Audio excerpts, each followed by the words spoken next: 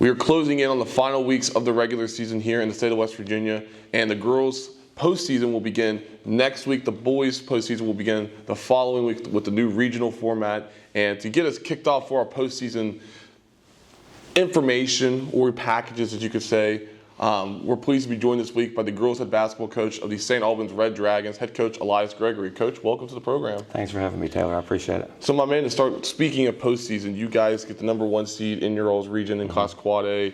Kind of walk me through the region itself and just what's allowed you guys to get this #1 seed. Well, I mean, the region has changed from what obviously this is my first year, but the region's changed from what St. Albans, the region they had been in. They had been in that massacre region out with Spring Valley and all of them. Changed a little bit this year. Now it's GW, South Charleston, Oak Hill, Riverside, Woodrow. GW, Blue Blood, top 10 team all the time. Woodrow's got Coach Neighbors in it, really good coach. Coach Compton's turned Oak Hill around a little bit.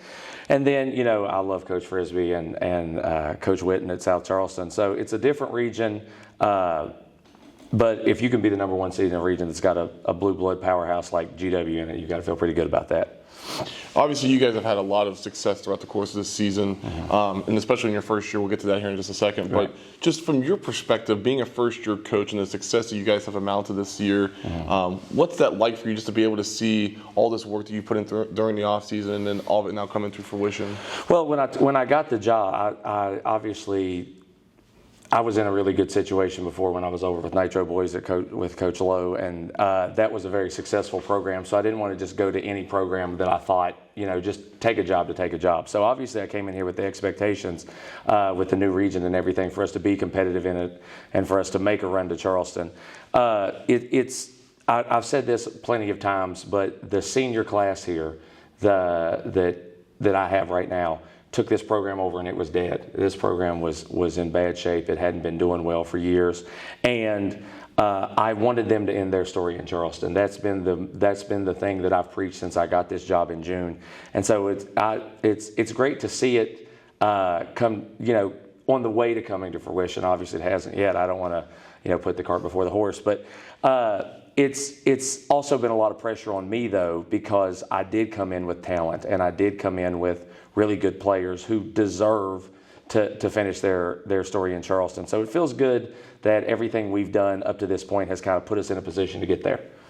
This is your first season at any head coaching job. You mentioned how you were at Nitro last year coaching as an assistant with Coach Austin Lowe, friend of this program. But your first year, what are your takeaways from your first year? I know it's not done yet. You still have a ways to go for it to be done, hopefully. But what have you thought about your first year? Probably my #1 takeaway is how much the administrative side of basketball is when you're head coaching. You don't realize how many I have to make a decision about what we're wearing today or what we're eating tomorrow or what we're doing before this game or what we're doing after that game. So I was very blessed to come in with Coach Lowe. I didn't really get to see any of that side of it. So, but the entire goal has always been to be a head coach in high school basketball. And it's been everything that I wanted it to be and more. Obviously it's not always roses. It's not always great. But I got to come in and have a great group of players, and I was also blessed with a really great support staff to come in with me. We've got 10, 15 people running around helping with fundraising, helping with game day stuff, helping with getting uniforms ready and everything like that. So the administrative side has been a little bit different, but the basketball side has stayed the same, and I still love it, and I'm just super blessed. The situation I walked into to have so much help. What have you learned about yourself in this first year? What have I learned about myself in the first year? Sometimes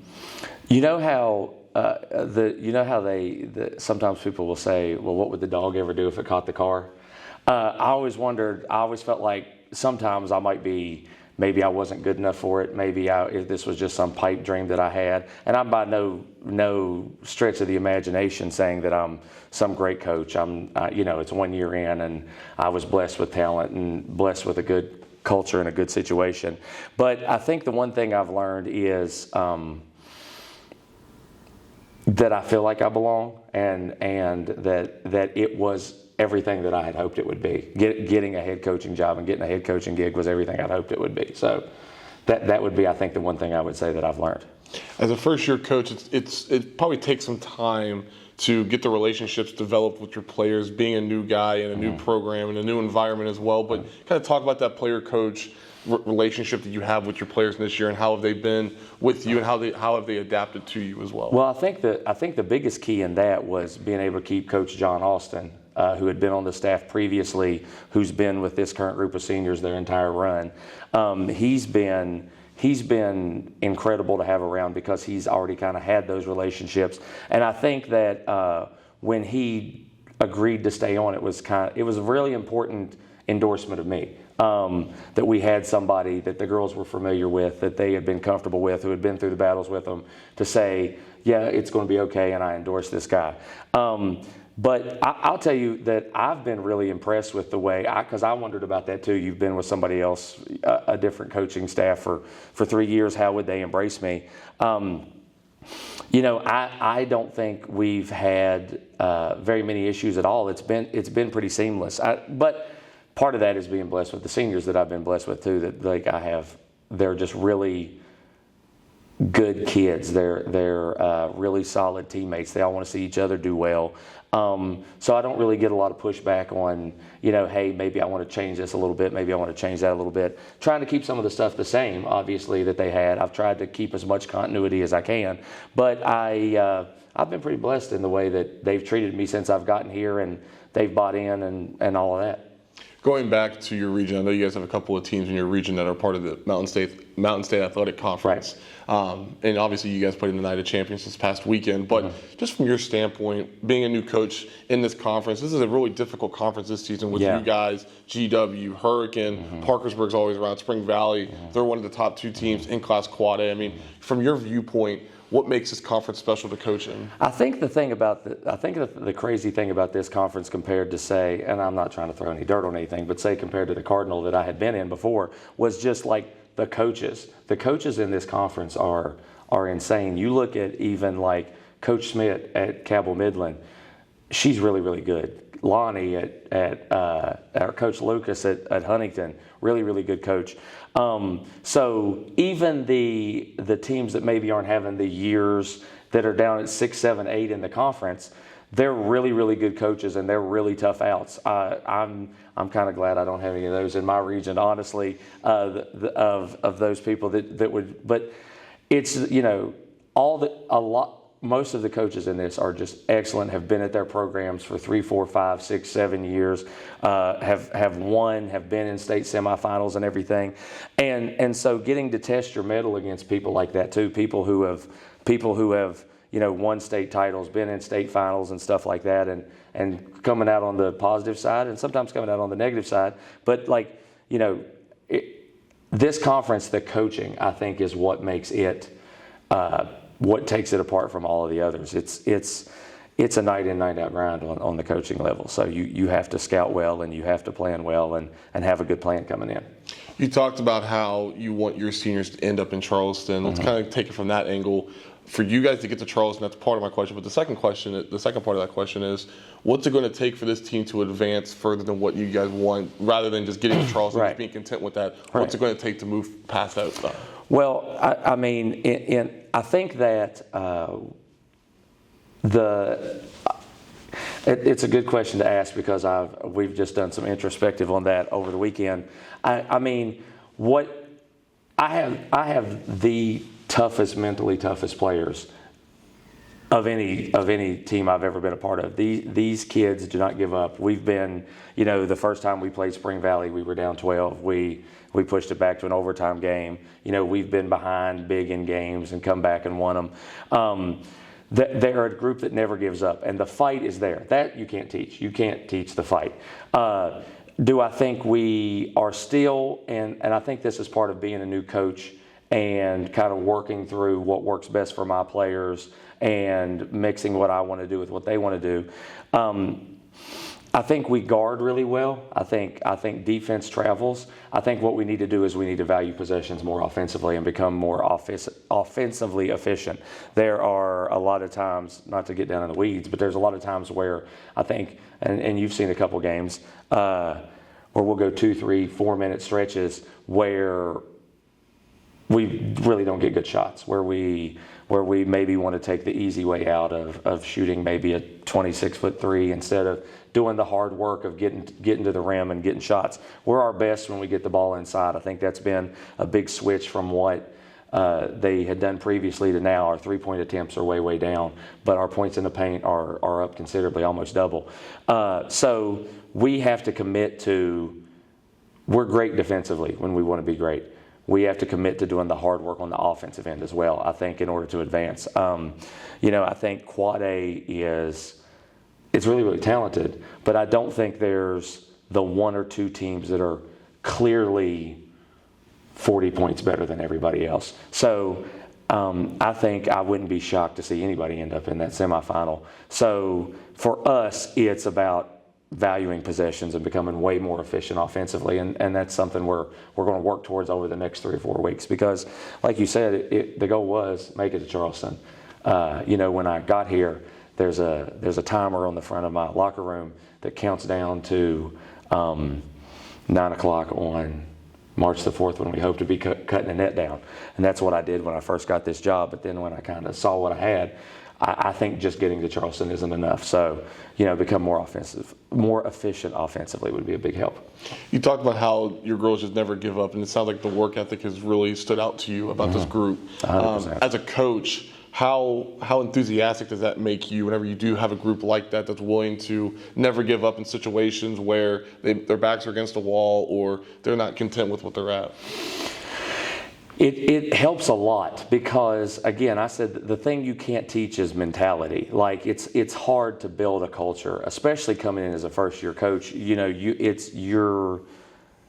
the culture was bad before you got there, it takes you 2 or 3 years maybe to cycle that out. So it's a big step in the right direction. It makes me excited, even in games that you're down 6 or 8 points. I'm excited about, man, we're never out of this. I've never felt like we were out of a game at any point,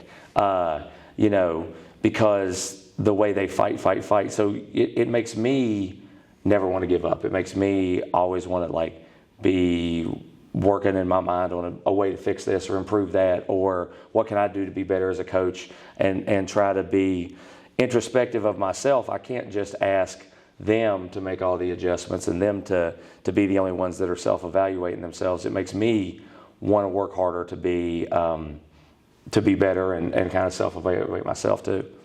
Let's talk about a couple of your players before we end today's program. But let's start with Jaycee, Elzy, the focal point, the cornerstone for this team. She's obviously had a fantastic season in regards to stats. She's having an all-conference, all-valley type of season. From your standpoint, having a player like her your first year, what does that mean for you to have a player of her caliber? Well, again, because I say we're not always the most offensively efficient team, it's nice to have somebody that can just go get a bucket sometimes. I knew she was good. Before I took the job, I watched all kinds of tape. I watched every game from last year, probably twice before I actually agreed to take the job, and I knew she was good. I think she was maybe an 11-point, 12-point a game scorer last season, and it started all 4 years. I didn't realize what she was until I got her in the gym. She goes and works out in the morning, gets shots up in the morning, works out in the afternoon, works out she's just a gym rat. She loves it. So to have one of your better players have that kind of work ethic is great. And the talent on her is immense, and I don't even think she's really only even scratching the surface of what it's been, because she didn't really become a guard. I mean, she's kind of a guard forward, but she didn't really have the ball in her hands a lot until this year. This is her first year since middle school of having the ball in her hands a lot, and there's some bumps and some bruises with that, and we can always improve. But man, she's skilled. It's nice to have somebody that could just go get a bucket. So she's been a big help. Samyah Riggan, obviously, she's battled a little bit of an injury here the last couple of weeks, but now you guys are getting her back for the postseason. The importance of her in your eyes, how important is she to this team, and how has she kind of been really key in certain scenarios? Well, she's kind of, her along with Taylor Reed are kind of like the emotional leaders of the team. They're kind of the pulse of the team. it also helps that Samyah is a knockdown shooter. She can handle the ball a little bit. Her and Jaycee both, for guards, rebound the ball extremely well. I mean, I think Jaycee's at like 8 rebounds a game. I think Samyah is at 6.5, 7 rebounds a game. So she buys in on both ends of the floor. She'll guard your best player if you need her to guard your best player. She can guard bigs. She can guard smalls, and just giving you a real second option offensively. It'll be nice to get her back and folded in for sure. She's another kid that's a hard worker that has bought in completely to. I ask her to do this, and she just goes and does whatever the thing is that she's asked to do. So it'll be really nice getting her folded back in. It was a little dicey there for a little bit when she had first gotten hurt, and we were wondering while we were waiting on her clearance. But glad she's going to be back. Good to have her back. My final questions, I'll kind of let you have the floor with this one. Because I always, as I said in the last episode, I always like to get a coach's perspective of different players and more players, because obviously you get your first couple of players, but then obviously the rest of the team gets left out at some points. But from your perspective, who have been some players this year that have really embodied a team role and have really caught your eye and improved throughout the course of the season? I mean, I think I would have to start with Taylor Reed. She's never going to be some 20-point a game scorer, but probably the best teammate I've ever seen, and he is absolutely an emotional leader for the team. And I say this all the time. I've probably got the only 5'8" defensive center in the conference for sure, and she'll go out there and rebound and battle with the 6 foot tall girls and fight and grind just as hard as anybody. I mean, Tootie Vance, she's another senior who's been really, really important when she gets locked in defensively. She can give other guards nightmares. I mean, I think she's somebody that the other team always is wondering who are they going to put Tootie on. And I think that you can kind of see the look on the other kid's face when they realize it's her, and it's the way she can guard on the ball. We've got Trinity Austin Russell, who's a sophomore, who has been coming into her role more, has kind of given us a really, really solid second, third scoring option in a lot of games. She's been running the point guard for us a little bit. And also she gets her hands on all kinds of tip balls and stuff. Those kids have been really instrumental in the starting lineup. And then you got like a freshman like Elena Hermansdorfer who, to be frank, I didn't even know existed before she walked in here the first day, and she's kind of like Taylor. It's never going to be flashy. It's never going to be, but she just kind of does the thing that you need her to do. Other than that, we've got a lot of different kids who we're still trying to get in roles. Freshmen to seniors to sophomores who are kind of all playing pivotal roles. The good thing is they can all guard. So I can kind of cycle through that a little bit. We're working on the offense still, like I've said, but I dress 13 kids, and there's 13 kids who want to guard. And that, like I said, that travels. I will take that over being some great flashy offensive team any day. We can fix the offense. We'll get there, but those are the players that stick out in my mind. Well, Coach, good luck the rest of the way this season. Yes, hopefully sir. we can see you guys in March at the girls state basketball tournament. So good luck with that, and we'll talk soon. Yes, sir. Thank you. Absolutely. That's Elias Gregory, the girls head basketball coach of the St. Albans Red Dragons. Be sure to check out our coverage from now until the boys state tournament in Charleston by going to our website, wvgazettemail.com. Follow us on Twitter at GazMailSports. That's GAZ Mail Sports. And be sure to follow us on Facebook at HD Media Sports.